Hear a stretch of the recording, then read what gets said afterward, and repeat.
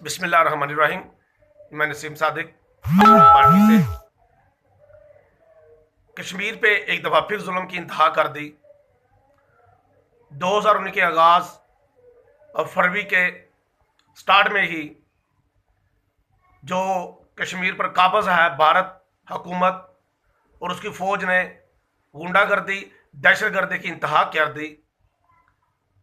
18 के करीब कश्मीरियों को शहीद कर दिया और 150 से ज़्यादा जख्मी कर दिए। और कल मोदी सरकार अपनी सियासत चमकाने के लिए कश्मीर में आ रहे हैं और तमाम कश्मीरी रहनुमाओं को गिरफ्तार कर लिया गया है।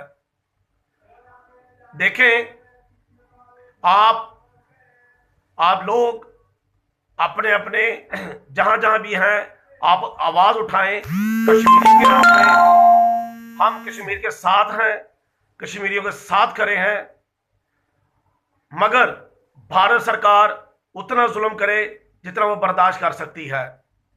और भारत में रहने वाले वासियों से भी मैं अपील करूंगा, उनसे भी कहूंगा, कम से कम एज इंसानियत तो आप देखें कि आज अगर उन पर जुल्म किया जा रहा है तो कल आपकी भी बारी आ सकती है। ये जालिम वहां नहीं देख रहे कि किसी की माएँ हैं, बहनें हैं, बेटियां हैं, बुजुर्ग हैं,